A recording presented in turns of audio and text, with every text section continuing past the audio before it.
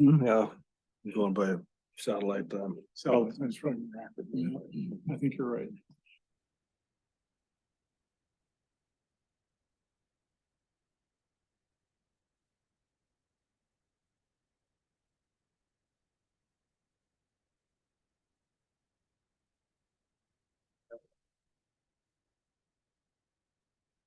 Yeah, it's 12 noon, September 5th, 2023. It's a regular assembly meeting. Will the clerk please call the roll? Scott, Here. Thomas, Here. Donna. Here. Mark, Here. Jeff, Here. Bob, Here. David. Here. Okay, we have a full assembly in the chambers today. It's now time for the voluntary pledge of allegiance. Pledge allegiance to the flag of the United States of America, and to the republic for which it stands, one nation, under God, indivisible, with liberty.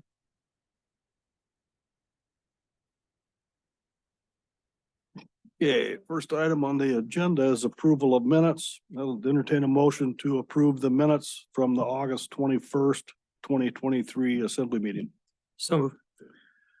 There a second? Second. Okay, if there's no proposed changes, all those in favor of approving those minutes, say aye. Aye. Aye. Aye. Okay, those minutes are approved. Item 4, amendment and approval of the meeting agenda today.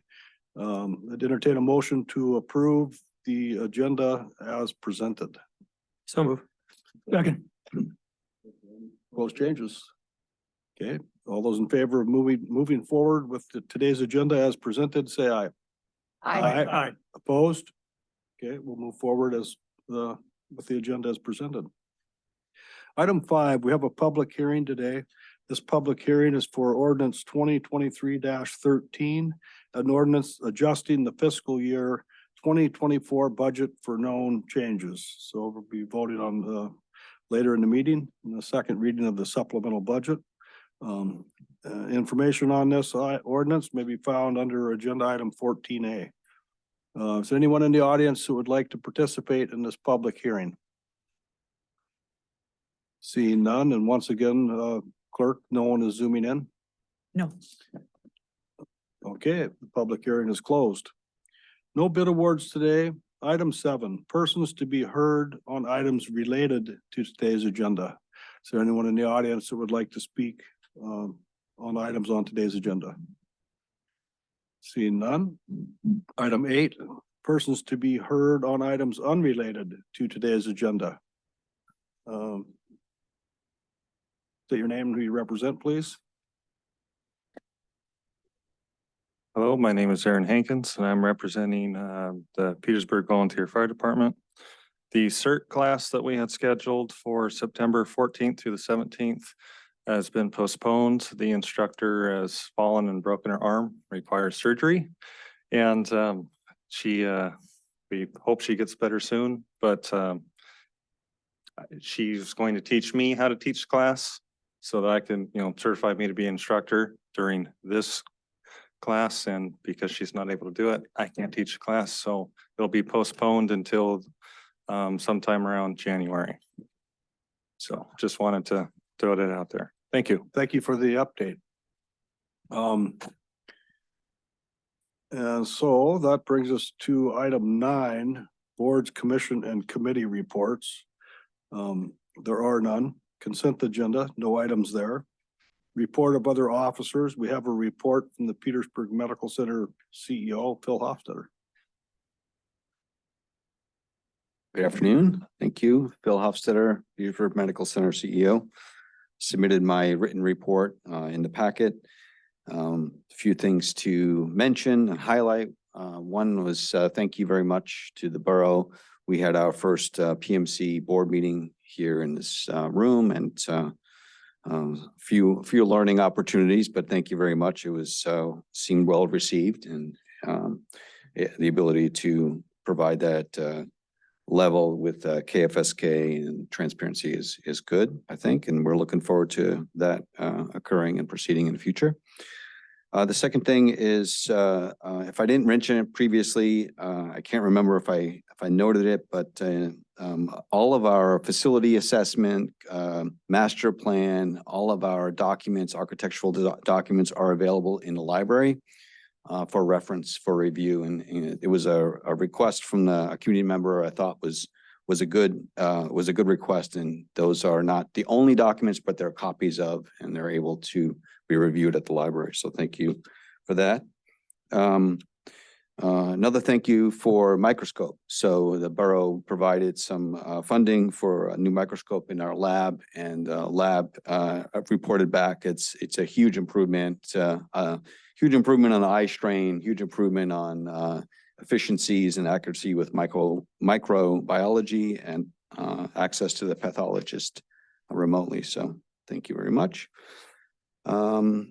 Related to the facility, we've had similar to, I believe the borough has had dealing with some mold. We are also dealing with that in our facility. It's the solarium section of our long-term care facility is closed off at this point. We've identified some water damage that's been ongoing, and we're having it assessed currently, and we have to get it repaired. So pretty big deal for our long-term care residents and long-term care facility. So more information to come on that. The rainforest run occurred yesterday. Thank the wellness group, Julie and Becky, for helping put that on. Despite the rain, there was a pretty good turnout for that. So thank you for that. I don't know if there's any questions. The only last thing I would mention of highlight that that's a positive is our HRSA grant for behavioral health. We received some funding related to that for 1 year. It's to build out and have access to psychiatry, and we'll have a little more information as that progresses. But that's a positive. We're I don't know what the batting average is, but we submitted 4 grants to help support some of our services. We received 2, and we did not receive 2. Despite a pretty high scoring. So it just shows that it's very competitive out there in the healthcare landscape. Everyone's advocating for funding. We feel very fortunate to have a Falls grant that's rolling out, and also our behavioral health grant. I don't know if there's any other questions, but those are the highlights. Marsh? Yes, thank you. Mr. Hofstadter, would you explain, and I think I shot you an email later this morning, on the work WERC facility. I understanding from the report that the state funding is connected with that, and you had to make some adjustments in order to more solidify that funding. Yeah, the funding is sponsored by the state through the Department of Treasury, and so and again, we have had to. Even though it's been a year, we haven't received that funding completely. They have some very strict requirements for that funding. It's $20 million the state supported as pass through for that. And we're working with the Department of Treasury to make sure that we have all the requirements necessary for that funding. So initially, the Department of Treasury said we could use the funding and have some remaining for the new building for the 2 separate structures. So the work building is actually the Wellness Education Resource Center, and under their funding requirements, we're supposed to have access to the community for education, for wellness, anything related to public health monitoring. So that structure is a separate building, and that has grown in size. And so the funding has to have that to completion and open by December 2026. So that's why the building keeps increasing. And so the idea is to pull off some of the square footage from the main hospital building, which would be the ER, long-term care, acute care, and primary care, and put some of that square footage into the work building. And in looking and reviewing the site design and plans, I don't see the work building sketched in there. That's right. Yeah, it's a support. It was started off as a support building.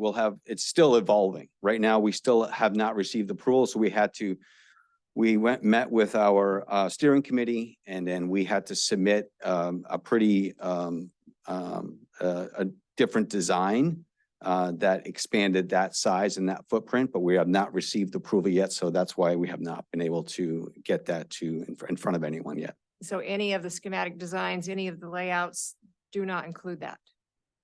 They do. The support building includes portions of that. It just has grown in 10,000 square feet. So it's just a bigger footprint for the support building as opposed to the main hospital. But that is still in process. So as a follow-up, in order to receive this money from the Department of Treasury, a new facility has to have a community education wellness resource center. That's correct. Yes, that's always been the parameters of the grant. That's always been the parameters of the grant. Yep. Any other questions of Mr. Hofstadter today? Thank you for your report. Thank you.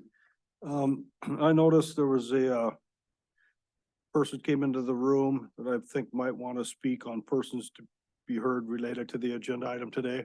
And since he works from 8 to 5, you know, he's here at his lunch hour, so I'd like to ask him if he'd like to speak. Mr. Ranter? Yeah. Well, Guys, move quickly. you get an hour for lunch, so thank you for taking your time. Yeah, my name is Joel Ranup. I'm representing myself. And I'd like to ask for an amendment to 2023-13 concerning the $100,000 to be put into putting utilities in and to somehow include a way to fix the street before utilities go into those. I was here last time asking for that in the first reading, kind of. I'm getting used to the procedure, so I didn't ask that question directly.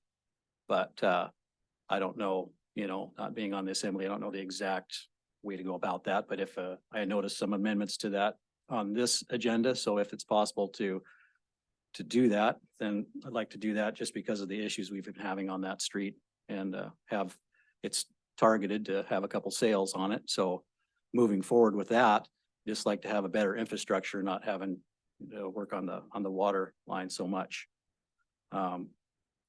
As far as the materials, I missed the meeting on your work session, and I would like to put forth the opinion that I think you need more input from the public on that before moving forward with anything. They're happy to have 10% on there, and they did a nice job. It was a nice presentation. I looked through all the materials, but I think you need to get the okay of the 90%, and it might be the charge of maybe the housing task force or maybe assembly members to try and reach out more. People don't always fill out these surveys, so they're busy like I am. I did fill out that and send it in. However, maybe you got to reach out, stuff envelopes, do something like that, or get around. But there's some interesting material in there, you know, things concerning even CLTs, which is a community land trust. And I'm not sure that the 90% is on board with something of that nature moving forward. I guess I'd like to just see if they are, then, you know, then I'll go with the majority. But at this point, I'm not sure that everyone understands what those are and how they move forward, how they get funded and how they're staffed. And I'm doing my best to catch up to that. I have watched a lot of the housing task force videos and that sort of thing. So, but I think there needs to be more public input with that.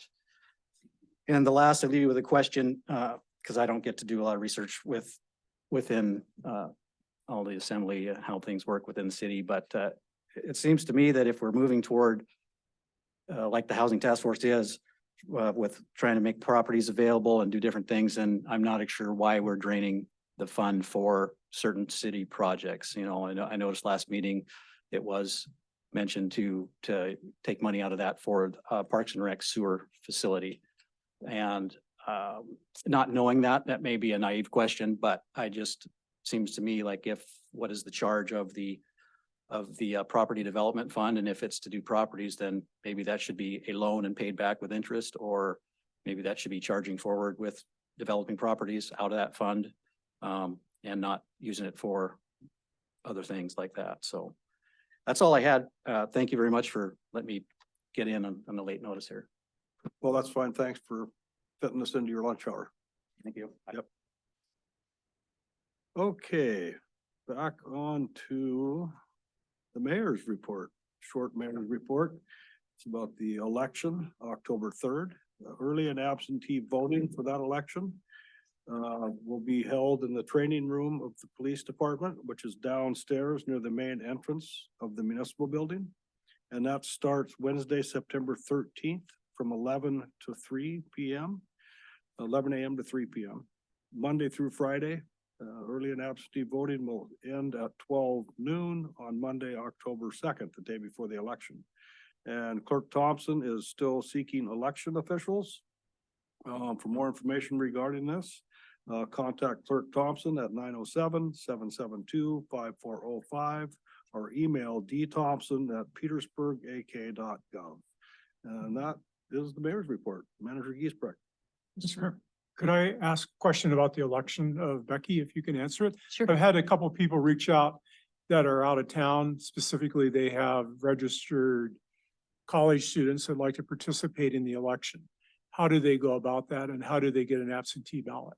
They can send an email to Clerk Thompson or give her a call or call me as well. If you send an email this week, you'll get my email address responding back. So dthompson@petersburgak.gov and she can email a ballot. And you email it, not mail it?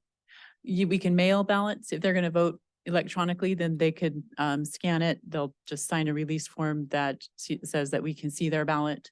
Or they can mail it back if they have time. But if they run into a time crunch, they can scan it and email it back and vote that way. Okay, thank you. You're welcome. Okay, Manager Giesbrecht. Thank you, sir. The dive-in movie nights are scheduled as monthly aquatic events. Check out the flyers for the next upcoming movie.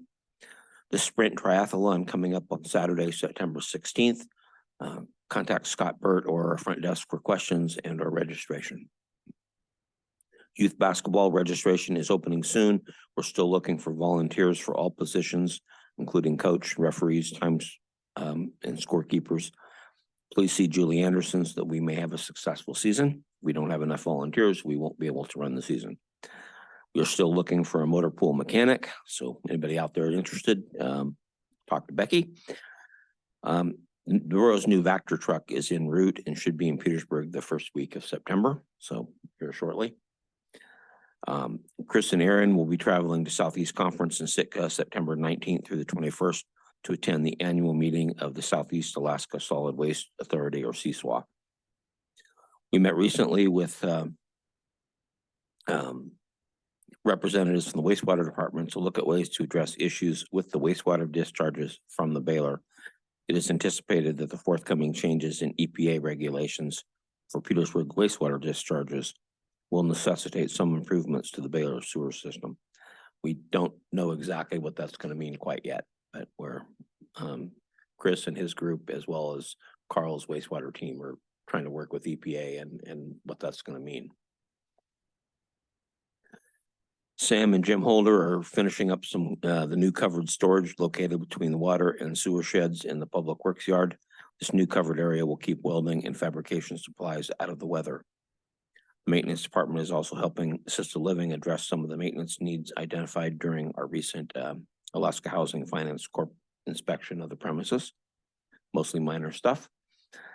Tourship activity is still busy through mid-September, so thank you again to the local fleet for playing nice at the drive down facility. That's a wonderful thing, and everybody is working together to make it work. On Monday, August 21st, a staff and Harbor Board Assembly members met with the Corps of Engineers delegation that included the new Corps Alaska District Commander, Jeff Palazzini, Chief Randy Bowker, also from the Alaska District, and Edward Belk, the Civil Works Director from DC, for a meet and greet at Scow Bay site visit for Scow Bay as well. Staff felt the visit went well, so hope the proposed project feasibility study makes it into the federal budget. Derek's looking into what we have collected from Medicaid in reimbursement and what we have not received in the past. This is something that he's been working on for a while, going back over past Medicaid bills to see if they were submitted and if there's any questions that potentially we would receive. Some of them we've seen additional reimbursements come our way. Others we're right on target. So again, it's something he's working on. We should have our assisted living kitchen back this week. We do have a resident that needs to go to Juneau to see a specialized doctor, and we're working with Medicaid to see what else we can do to help get the resident up there. Water staff completed a hydrant flow test near the new hospital site, and the wastewater staff is replacing the force main under the Dock Street pier that serves the Coast Guard and making good progress in a very tough location to work. Request to proceed with a land acquisition scenario at Pump Station 4 will be forthcoming at the next assembly meeting. Discussions with the neighbors are ongoing, and Carl hopes to finalize the path and request authorization to move forward at the September 18th meeting. Power and Light responded to a request for further information from the Department of Energy regarding the Section 243 grant. It's still anticipated with award of this grant, the Blind Slough project would receive about 2.7 million.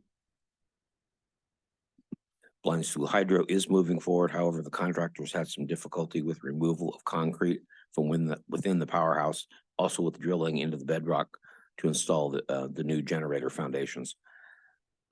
Gills Hydro, manufacturer of the generating equipment, is part of our contract with them, will be in Petersburg on September 20th to guide McGee and Dawson Construction on the installation of that equipment.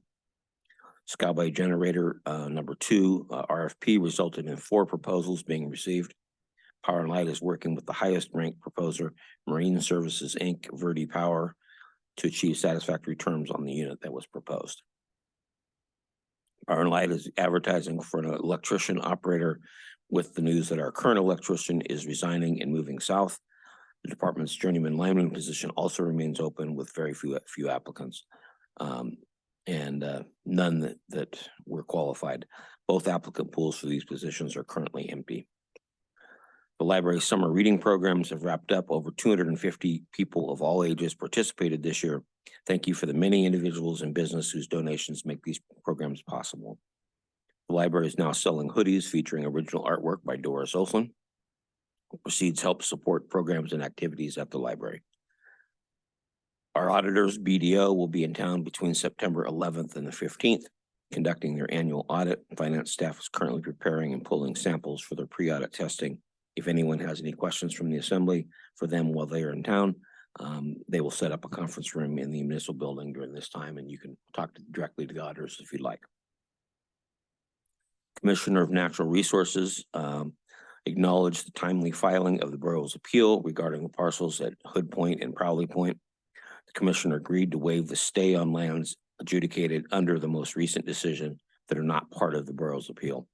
This means the borough now has management authority over the lands approved for conveyance, and that the borough may request a survey determination to move certain selections closer to conveyance. Liz is working through all of the paperwork on those. And that's it, unless there's questions. Any questions of the manager? Member Lynn? Yeah, question related back to management authority on those lands.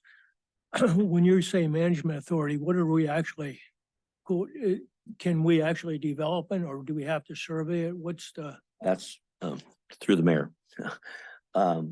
That's the survey determination. So kind of the next step in the process is to determine is the surveys that might exist, are they good enough, or do they have to be resurveyed before we can finally have actually property that we can do something with? So that's kind of the next step in the process, is determining. Sometimes property's been surveyed, but the state of Alaska does not view the survey as valid. So then in that case, they'll come back to us and we'll have to pay to have it resurveyed. And we're not there yet. We don't know yet, but that's the process. Is there is the borough's responsibility then to go through and to see whether or not what surveys are there and so forth, or is that state responsibility, or how does that work? Through the mayor, it's a joint responsibility. So we work with the state. They have records on potentially surveys. We also see records. For some cases, the Forest Service or others may have surveyed things, and then we have to wait for DNR to tell us if the survey that we have access to is good enough for their purposes. Thank you. Yes, sir. Yeah, thank you. Kind of a follow-up to Member Lynn's question. So DNR's turned that land over to us? Not yet, not until the survey is determined to be complete. And a couple other questions. Last week, we received the report from APEI on the Human Resources and Safety Report. Hmm. Will that document be on the borough's website so community members can look at it? We haven't talked about it yet. We released it to the assembly, so you guys would have a chance to look at it, and if you have questions, I'll talk to Barbara, the CEO. And I think she was hoping if you guys had questions or any changes to it, that they would know before we made it public beyond that. But if no one has any changes to it, then there's probably no reason not to have it on the website. My last question is regarding the motor pool mechanic. Are we at a point sometime in the near future that that's going to be a crisis up there about working on our rigs, or what are we thinking? Through the mayor, yeah, I mean, we're getting into wintertime when there's a lot of prep work that has to be done on vehicles to get them ready for tire chains and so on. And we only have one mechanic, the foreman right now. So it's not crisis because we have a crew that works together. So Public Works has jumped in, other folks have jumped in. And we've got local suppliers that in some cases, you know, if they're available, could possibly help us out on some things. But it's not a pleasant situation to be in. Thank you. Any other questions? Member Marsh? So regarding the wastewater at the Baylor, I'm wondering how that conversation came to be. Is it, do we just have a routine conversation with EPA from time to time, or do they come and do reviews and say, well, there's a problem? I wonder if you could explain the history of how that came to even raise a concern. This would be the gentleman at the back there. Yeah, sorry. Through the mayor, that is a great question, and it has to do with our discharge permit at the wastewater plant. We've been operating under administrative extensions of that discharge permit for over 20 years. And EPA and DEC are now finally looking at renewal of our permit. And normally these would be renewed every 5 years. So that's when that discussion would happen. And in this case, EPA is the regulatory authority over 301H waiver plants, primary treatment plants, which we are one of the few in the state.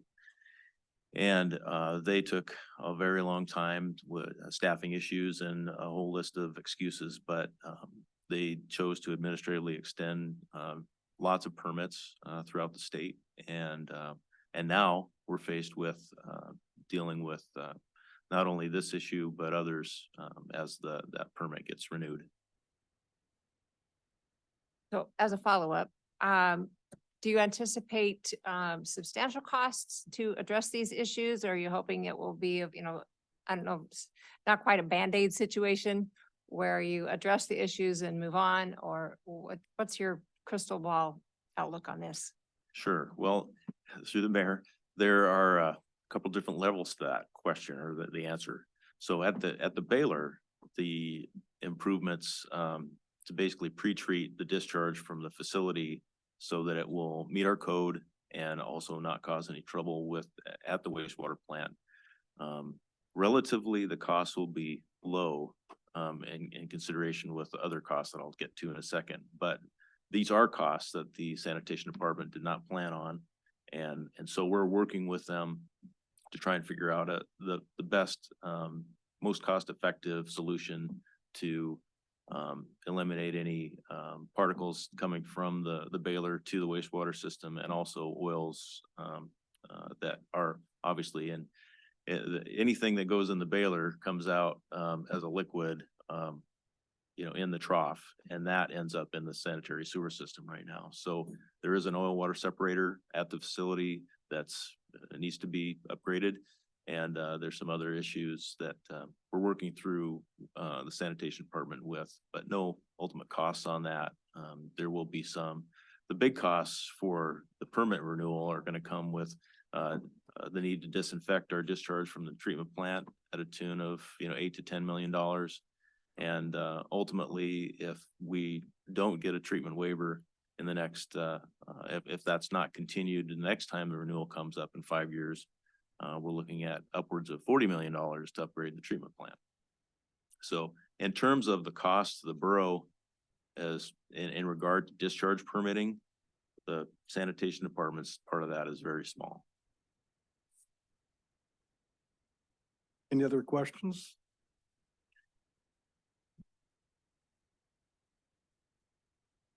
You kind of piqued my interest there on the 40 million number. I hadn't heard that one before. Could you elaborate? We'd have to completely rebuild our wastewater treatment plant. Is that what I heard correctly? It's not a complete rebuild, but it is an addition that would provide a biological treatment process, which we do not have now. That is a very expensive project. And then a biological treatment facility. I know down south they use ponds and things of that nature. Is that what you're kind of referring to that we'd have to do that we're not presently doing? It's ponds, treatment ponds are one way to do it. There are a few different ways to add secondary treatment to a plant. And it relies on microorganisms and their health to actually process the waste and turn it into water and carbon dioxide. It's kind of simplified, but the actual construction of something like that is not simple at all. And it involves a lot of space, a lot of construction. And then after the project is done, it requires a lot of oversight and operation, much more than what we have now. So not only is it going to cost us a lot in capital costs up front, but the operational costs are going to go up dramatically too. It's in our best interest to maintain the treatment waiver as long as we can and avoid secondary treatment. The disinfection process sounds like that's probably going to hit us no matter what. But my hope is that we can avoid the secondary treatment for perpetuity. We'll have to see. The fact that Anchorage operates a primary treatment plant, they have the same 301H waiver that we have, helps us. The last cost estimate I saw for Anchorage to upgrade their treatment plant was $2 billion with a B. And all of these utilities are enterprise funds. So that all comes back to ratepayers, even in Anchorage. And, nobody wants a $200 wastewater bill every month. Other questions of the manager on his report? Member Marsh. I do. Again, thank you. Can we go to the blind slough project? Same Please. guy. Yeah. Same guy. Okay, so through the mayor, with the manufacturer coming to assist, are there additional costs going to be incurred? For the mayor, that's a good question. No, actually no additional costs. As part of Jilk's bid for the equipment, they provided staff on 2 different occasions to come to Petersburg, one for installation of the turbine, generator, and other equipment, and then another period of time for testing and commissioning and startup of the plant itself. And both of those trips allocated 40 days separately. So we're definitely covered on that, and there will be no additional costs for their participation. Okay, if there's no other questions of the manager, we'll move on the agenda. Item 14, unfinished business. First item under that is ordinance 2023-12. This is an ordinance amending chapter 4.08 of the former City of Petersburg Code to account for borough formation. This is the third and final reading. This ordinance was unanimously approved in its first and second readings. I'd entertain a motion to approve this ordinance in its third reading. Second. Made by member Mucci, seconded by member Lynn. Is there any discussion? Call the roll. Donna, Yes. David, Yes. Scott. Yes. Thomas, Yes. Mark, Yes. Jeff, Yes. Bob. Yes. Thank you. -12 passes unanimously in its third reading. That brings us to ordinance 2023-13. This is an ordinance adjusting the fiscal year 2024 budget for known changes. Passed in the first 2 readings unanimously, I believe. There are 7 items that were passed in the first reading. There are 2 amendments being requested as follows. Public Works Director Cotter requests to add 2 14-yard garbage containers to the current supplemental budget. one to be stationed at the school to help with their bear issues, and one to be on hand when contractors or members of the public need this size of container temporarily for large projects. That dollar figure is $26,000.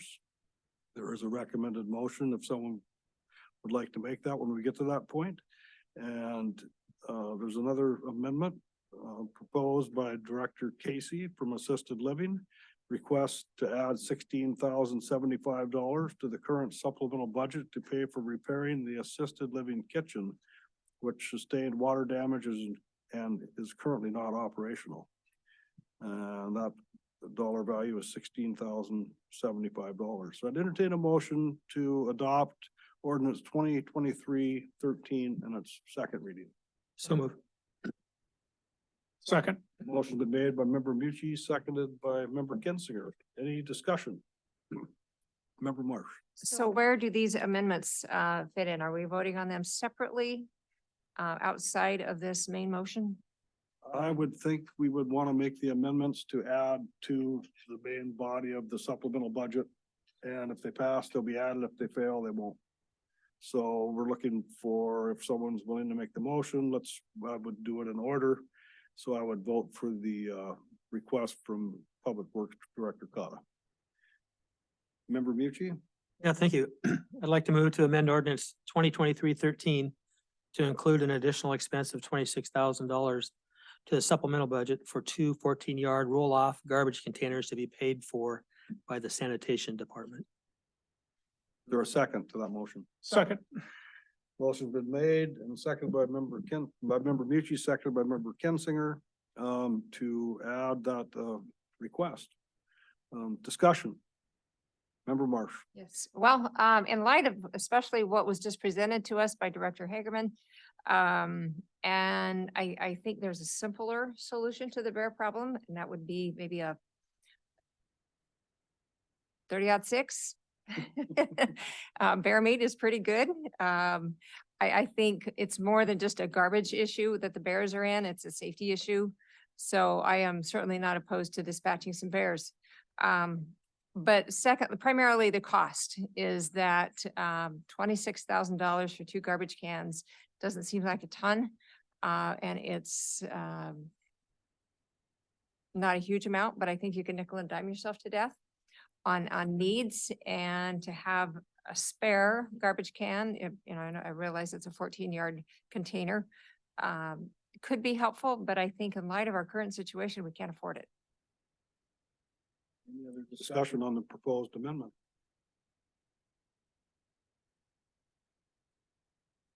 So I have a question of Mr. Cotta. So we have two in place now. Are they failing, or we just want to add to our, We just want to add a couple.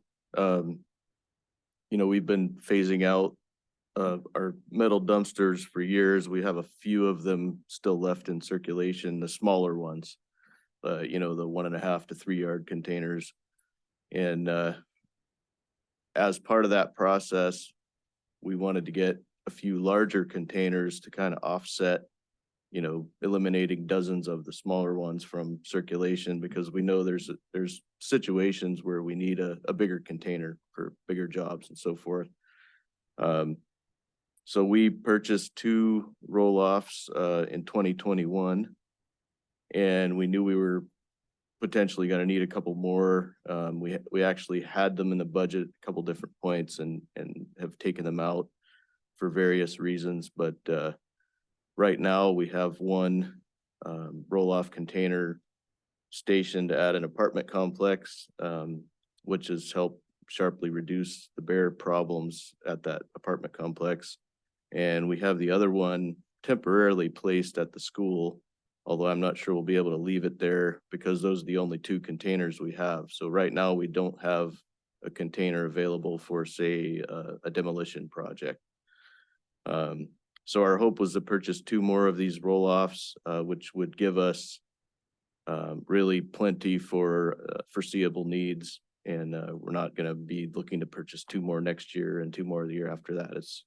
If we have 4 containers, I think we'll be good for whatever we can anticipate right now. Okay, thank you. So when these if a contractor, for instance, needs one of these 14-yard containers, do they pay rent? Does the school pay rent when they go to the school, or is this just something that we have on hand to lend out?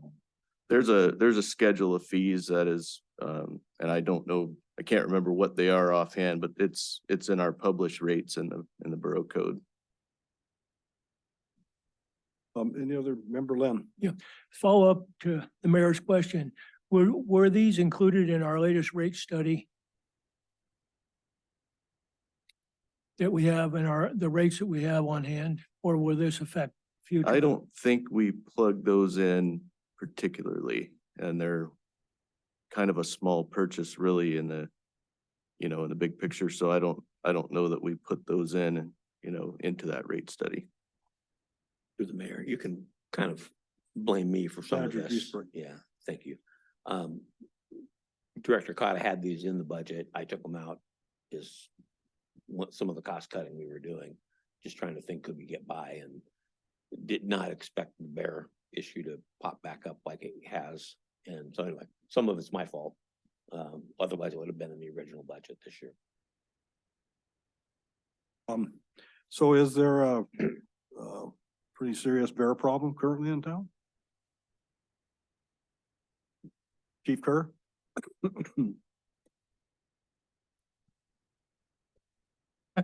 You just come up with it.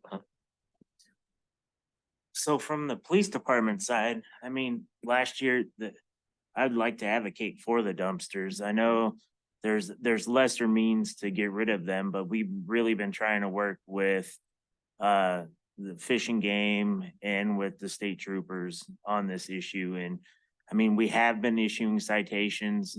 They've been working, but you can't stop them. The only thing we can do is limit the bear's access.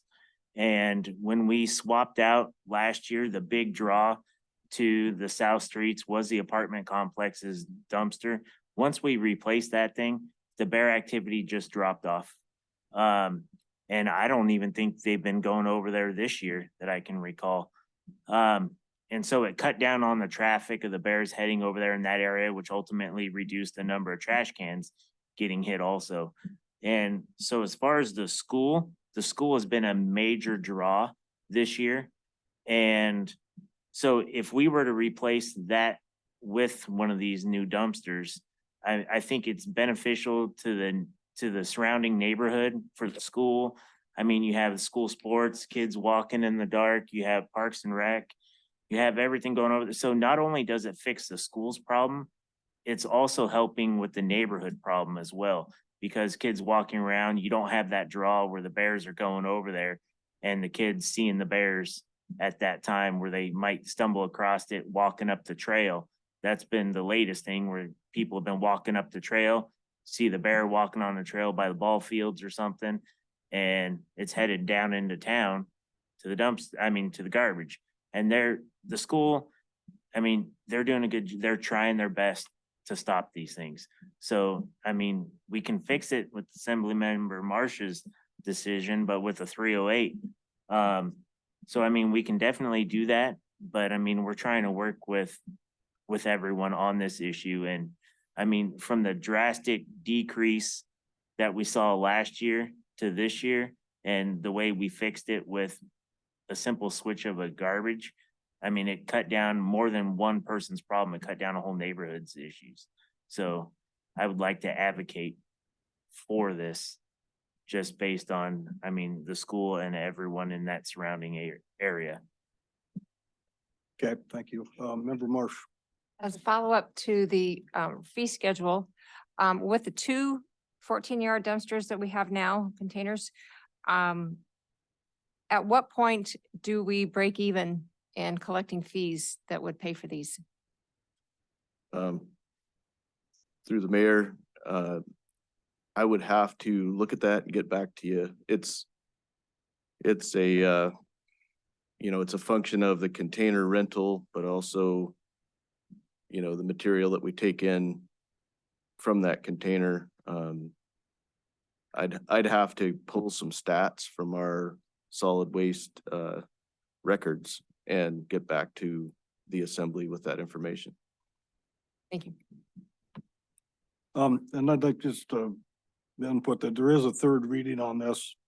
If a person wanted to wait for more numbers to approve this amendment. So if there's no other discussion on this amendment to add the dumpsters to Public Works, clerk call a roll on that amendment. Jeff, Yes. Bob, Yes. David, Yes. Donna, Yes. Thomas, Yes. Mark, Yes. Scott. Yes. Thank you. Okay, so that amendment passes unanimously, and we have another recommended motion to add money for the assisted living kitchen. Member Mucci. Thank you, Mr. Mayor. I'd like to move to amend ordinance 2023-13 to include an additional expense of $16,075 to the supplemental budget for work at the assisted living facility to repair the water damage in the kitchen. Is there a second? Second. Motion been made by member Mucci, seconded by member Lynn to add $16,075 to the supplemental budget for the assisted living kitchen repair. Discussion. Question, I guess this is the storage room that became a kitchen, so this is like an upgrade?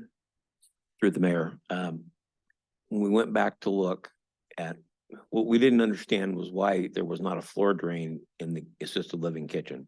Because was part of the cause for the problem. We found out that the original plans had that room not as a kitchen, but as a, basically a warming station. So storage room / just to keep food warm. It appears the original plan was to use the elderly housing kitchen for assisted living and then just move the food down. Over the years, that became Mountain View Food Services domain. And assisted living built their own little, just fit a kitchen into what was then just a warming station.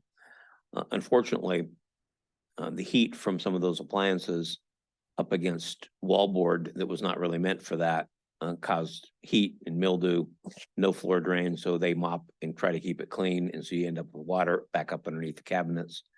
And when they started seeing what they thought was mold, it was just mildew. And having bad smells is when we got into tearing it out. Our maintenance crew kind of took it apart, and it was beyond their ability to put back. So we got a bid from Steelhead, and Mr. Olson and his team took that on to try to get us back up and operational with the kitchen. Meantime, they've been using crock pots and barbecues to try to, in hot plates, to try to feed the folks at assisted living. Mucci? Thank you. Has there any been discussion about combining the kitchens so that it's all the cooking is done at the Mountain View Food Services portion of it? I think that might be a discussion to have at a future time. Yeah, We're it gets discussing, complicated, but yes, there has been some conversations. Thank you. discussing this proposed amendment. Any other discussion on the $16,075 for assisted living? So will this money get them to completion? Yes, sir. And we'll have a certified kitchen? Yes. Okay. If there's no other discussion, will the clerk please call the roll? Jeff, Yes. Bob, Yes. David, Yes. Donna, Yes. Thomas, Yes. Mark, Yes. Scott. Yes. Okay, those two amendments passed unanimously. There was a person from the public that wanted another amendment to be made to item 4 on the main motion as amended now. If anybody's interested in making that motion, now would be the time. If not, we will vote for ordinance 2023-13 as amended in its second reading. Member Mucci. Yeah, I don't have an amendment to it, but I have a couple questions regarding the Parks and Rec work that's going on up at the gymnasium. Is that $84,000 that we're adding? Is that for the electrical portion of the work going on up there? Manager Giesbrecht, can you answer that question? Through the mayor. Could you repeat your question? Well, is the $84,000 that we're adding to that, is that for the electrical work that's going on up in that raceway area? No, So this community center sewer line project, is that what it's intended for? that did not include any of the electrical work. So the second part of my question is, as it was mentioned earlier, do we ever, like for if Parks and Rec is going to use money out of the property development fund, do we ever have Parks and Rec include that $500,000 in next year's budget to make whole the property development fund? Through the mayor, property development fund actually is our maintenance.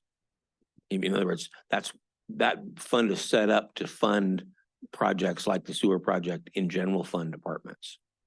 So it's not solely for the use of developing lots. It actually is set up to be used for projects like it's being used for. So borough-owned projects, property that needs maintenance on it, as well as other things. It's a wonderful fund when we've got money in it, but it goes quick when you start having big maintenance problems. Just to follow up, it just seems weird that a fund that's called Property Development Fund is being used for building maintenance. And is there ever been your thought that you might need a building maintenance fund by itself to maintain borough buildings so that the Property Development Fund could be used for actual property development? That would be up to the assembly. Yeah. Okay. Okay, any other discussion? Member Lynn?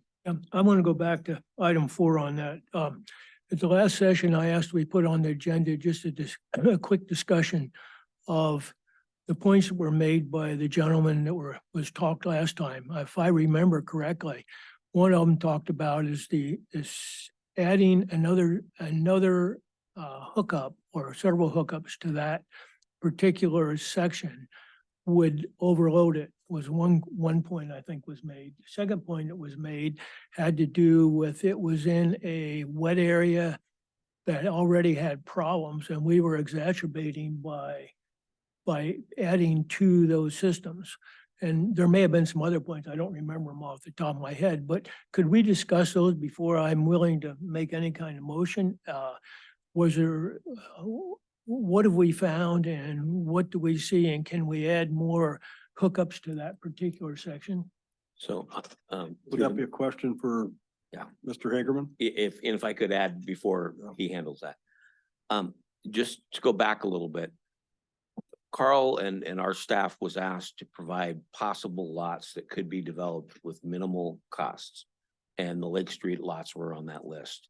Then those got chosen, to spend the money to develop them.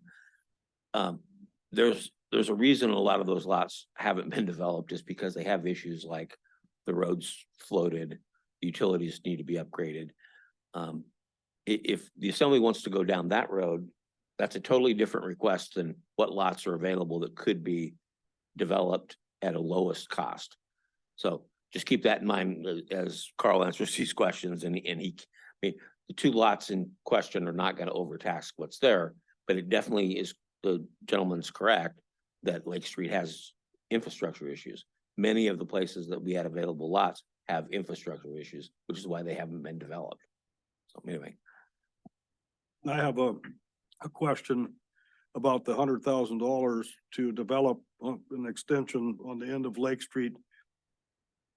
If that passes, if it stays in the supplemental budget, would $100,000 be enough to dig down to hard pan for putting these utilities in, so they're not floating like all the infrastructure on Lake Street? Or would we be just adding more of the same, just floating water and sewer line? Good questions. Everybody's got great questions about this street. And there's no arguing that the water and sewer in Lake Street are substandard. They have been there for a long time. The water line is very shallow. It's a transite main, and we've had 3 breaks in the last 8 months, I think, and just in that main alone. So there's no denying that those utilities need to be upgraded. It is on the wastewater departments and the water department's capital improvement list to work on that. We have some money in a capital project fund right now to start engineering, and I haven't started it. Steve is absolutely correct that, you know, the goal of bringing these lots forward was to identify lots that had a low costs to development. That was the push from the assembly, to find these types of opportunities to bring forward to help with the housing issue. The fix for Lake Street is much larger than $100,000. Mr. Mayor, your question was if that $100,000 just for the short extension on the north end of Lake Street is enough? Yeah, that's what I was wondering, if that would cover it, and if it would be enough to install them properly, excavate the trench down to hard pan. Yes, I think it is. That $100,000 is actually not just for Lake Street. It was for a couple other lots around town too. And it is yet to be determined if all of that work can be done for $100,000. I think it can be. The muskeg at the end of Lake Street is very deep. It kind of comes back around to if we contract the work or if the Public Works Department has something to do with that. Because you have some control over your own construction crew, and some of those costs won't be seen as the same manner if you contract it out. That work is high enough dollar value that you'd be paying a contractor Davis-Bacon wages, prevailing wages, whereas Public Works, you don't have to worry about that. Member Lynn, then member Yeah, Mute. if I can ask a follow-up question to that. If we go ahead and put the extensions in for these new lots there, you said earlier that we have to go back, we have major work to be done there. Are we throwing money down a rat hole? In other words, are we gonna have to redo what we've done here to put those extensions in? Or would we have to change what we're doing in order not to do it, just a follow-up question there. Through the mayor, that's a good question. So the water and sewer mains and manholes, sewer manholes need to be replaced. What we're talking about here is extending services to lots. And those services will be extended with good materials and in a manner that we won't have to touch those again. But their connections to the mains will have to be redone when we replace the mains.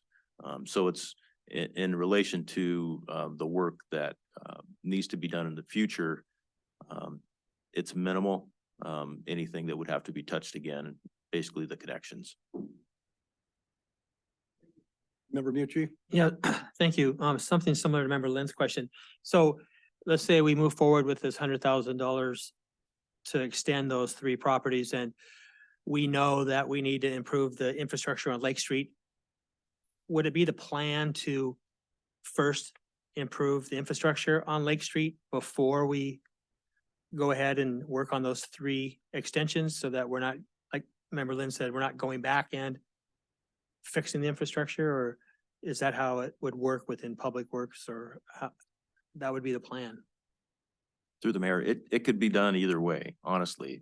We could focus on the infrastructure first and then extend these services out, or we could extend the services out, make the property available to somebody that's going to build a house. And the mains that are there, the carrying capacity of those mains is fine for 2 more houses. That's not an issue. It's the fact that they're in disrepair and they're, decades old and they just need to be replaced in general. But the carrying capacity is there for the houses. So it really depends on the priorities of the assembly. Do you want to have property available for people to build a house, or do we want to focus on an infrastructure project first? Thank you. The way I see it, excuse me, Member Kinzer, the way I see it is this language in the supplemental budget under item 4 is to extend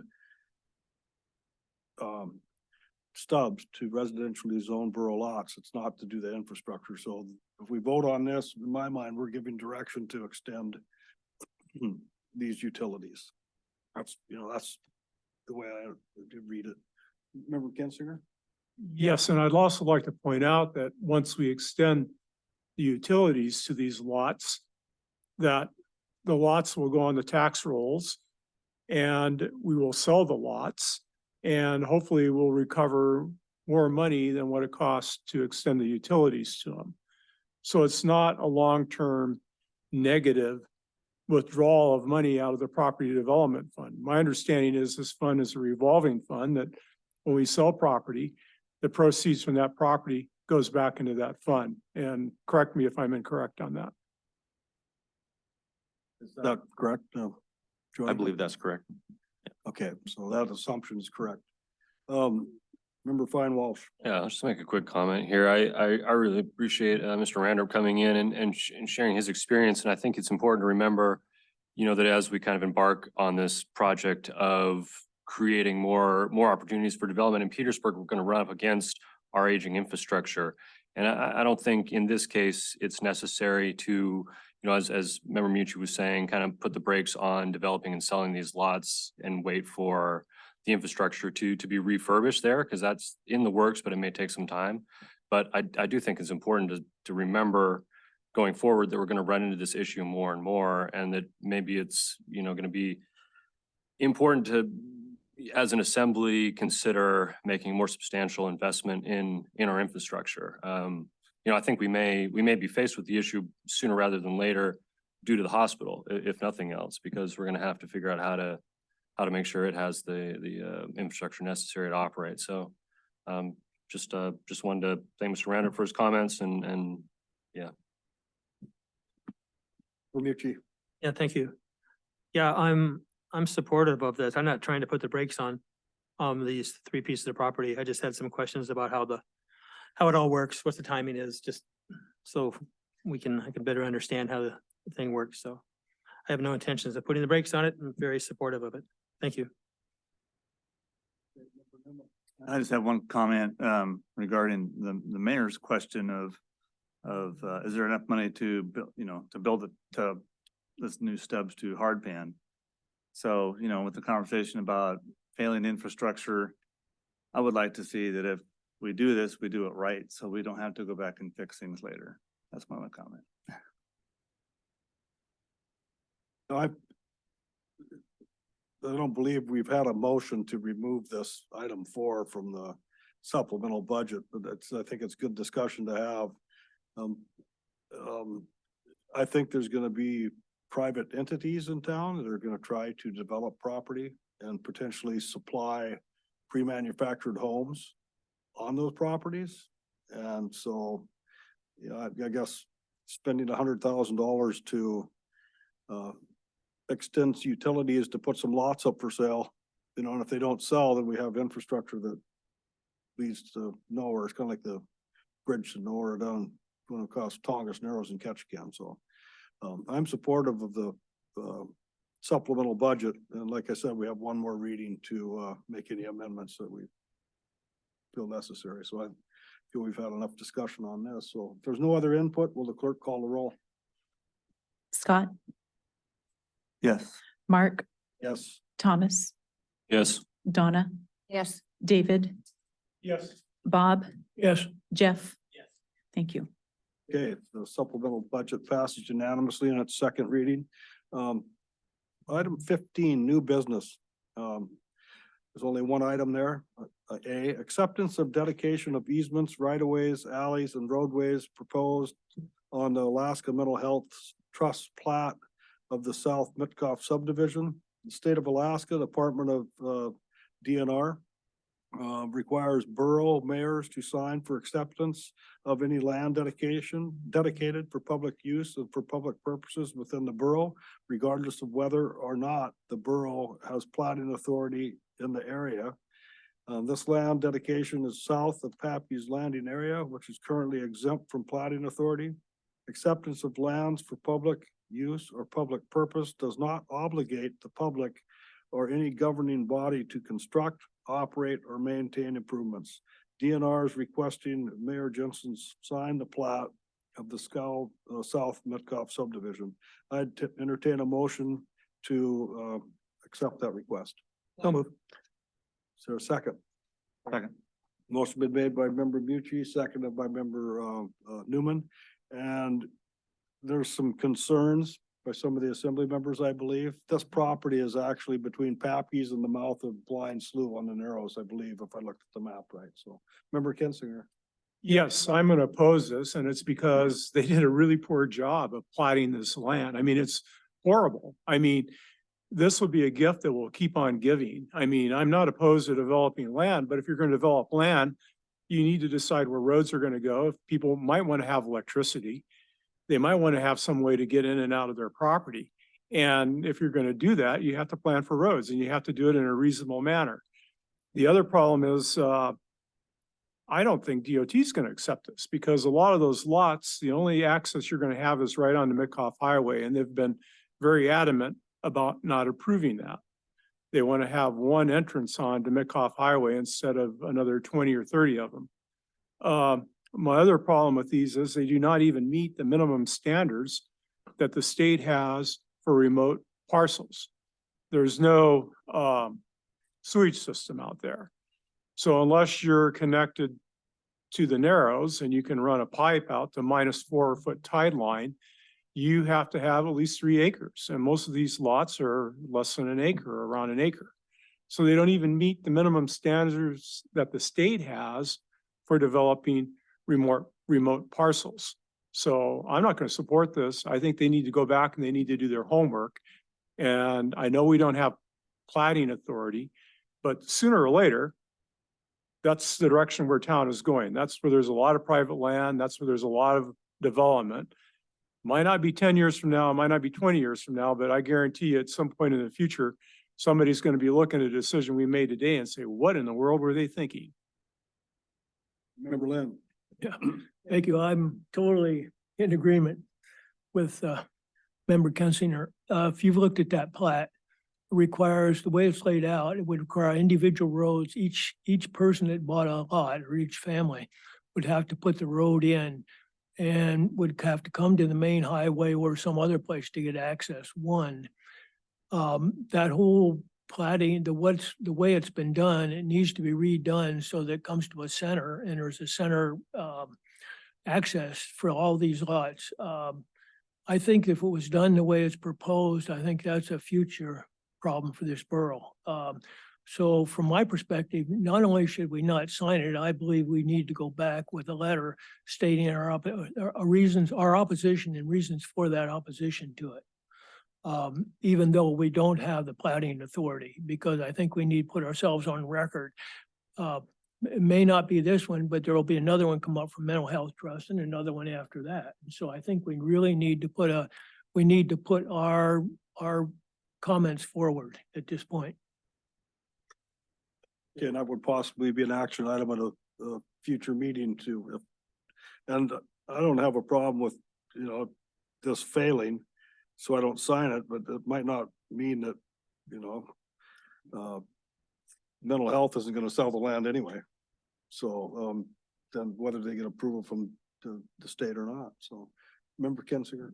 I believe they're going to auction it here very soon. Through the mayor, I had a conversation with mental health about 2 months ago. And they warned me this was coming and I explained all of the same things the assembly's already just talked about. And they said, well, thank you for letting us know. And that was the end of it. Then I had a conversation with the engineer responsible for drawing it up because Carl pointed out a section where they squeezed the easement down to 25 feet instead of 50. And we finally got them to agree to put that in. But, their argument was, well, this is ready to go. They've already got people supposedly ready to bid on it. I don't know what impact the assembly has on mental health. Probably very little, but it might be interesting to see what happens if you do turn it down and see what mental health does. Again, this is really just saying the borough accepts this land will, because it's in the borough, becomes public land. So where they've drawn easements and put stuff in. Mental health may just turn around and say you have to, but we will cross that bridge when we come to it if that's how the vote goes. Well, I mean, if we don't send a letter with my signature on supporting this, maybe we should send a letter that says we'd like it platted to state standards where there's enough room for septic systems or whatever, some language, but I don't know if we could take that action at this meeting or not. I don't see why we couldn't, if we don't vote for it, we just say we oppose it for these reasons.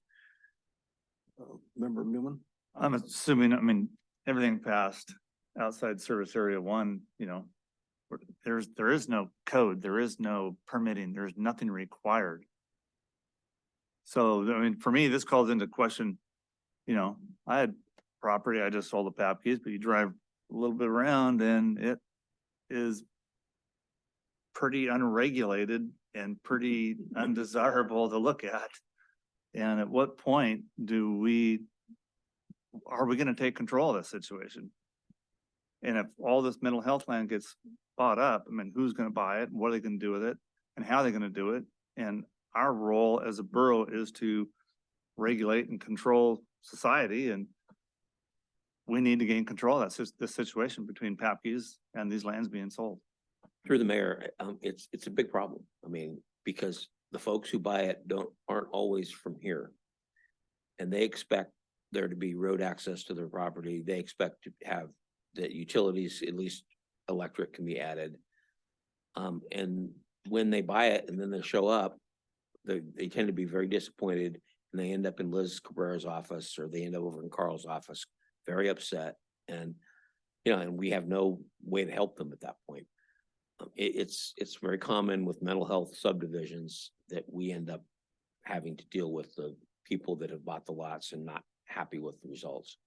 So can I get a little clarification? I mean, we only have authority of inside service area 1. For us to gain authority, we would have to vote as a public to form another service area. I'm not sure. I mean, I think it'd be I quite think Dave involved. actually, some of them are Member Kinzer might Kinzer. know the answer to that, but. Yes, it's very simple. When you become a borough, the two things that a borough are required to do under the state constitution are plating and funding public education. And I did try to bring that forward last year, and it was pretty much shot down. And that is one of the things a borough does. One of the two things a borough does. We're doing one, which is we're taxing people for public education. If we don't take action on assuming plating authority, and this isn't zoning, I mean, so don't everybody get your pitchforks out. We're not talking about zoning. We're talking about plating, which would deal with the very issue that we're talking about right now, which means that a mental health university, just look at a map. We have a lot of extraterritorial land in the borough. They act like government entities, but they're not. It's a university and mental health. They operate under their own rules. They decide what they want to do, how they want to do it, and then they sell the property, and then we're expected to deal with the aftermath. And trust me, we will deal with the aftermath of this sale. So it's incumbent upon us at some point to do what I assumed we were going to do immediately when we became a borough, and that's to take over the plating authority for the entire borough. It would make things like this a lot simpler to deal with. Berlin? Yeah, a follow up to that. I was been talking with our borough attorney on that. In order to do it, we has to go for a vote of the people. And so we'd have to, if we were going to do that, we'd have to put that, work that up and put that on the next ballot, not this one to come around. And I'm still of a point that I think that could we ask the manager for a letter on the agenda to go back to mental health on this issue that we put on next agenda, a follow up to what the mayor had talked about. Retrospect, I think that would be the best way to do it, is so you properly advertise an action item and then just, vote to not sign accepting this plot. Member Mucci. Thank you. So just so I understand it clearly, currently the state has authority over plating within the borough. So if we set this to a vote of the public to take the authority of plating within the borough, then we would have the say, we would be able to say yes or no on these diagrams about whether the roads are wide enough and they had easements, so it seems to me that that would Through the make mayor, sense to, outside service area one. yes, sir. Inside service area one, the borough has plating authority. Yes, I understand. Thank you.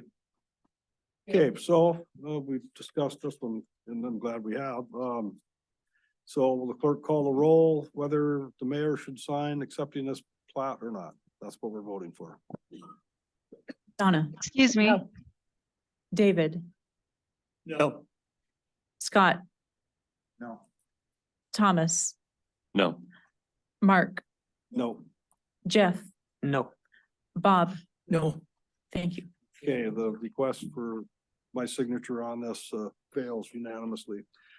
Communications, there are no communications to share. This brings us to item 17, assembly discussion items, assembly member comments. Are there any comments? Okay, seeing none. Recognitions, are there any? Is there an recognitions? opportunity to comment? I'm on Zoom in case I'm sounding like a voice. Chandler. Can you hear me? Chandler Long, is that you? Yes. Okay. Actually, this isn't the time in the agenda for comments from, well, what is your position? I mean, do you represent somebody or I don't see you on the screen? Can you see me now? I do. Okay. Yes, my name is Chandler Long and I work for the Mental Health Trust Land Office. And I understand that the motion has not passed, but I was hoping to submit some comments for reference and in response to your guys' discussion. I think Just to that give will a little bit come more at a context and future- understanding of the issue. Excuse me, that- Ms. Long, that will come at a future meeting. We plan on having another action item potentially on the next agenda. We discussed that a little bit ago. But there is places in the agenda where people can comment on items related to or unrelated to agenda items. And we're past that section in the on the agenda. Sorry. That's all right. Perhaps I can chat with you offline later this week then. Okay. All right, Thank you. Thank you. So recognitions, are there any recognitions? Member Mucci? Thank you. You know, over the last couple of years, we've had a lot of comments about the postal service up there and just wanted to pass on some good news that I heard the other day that they had a statewide competition for customer service satisfaction comments.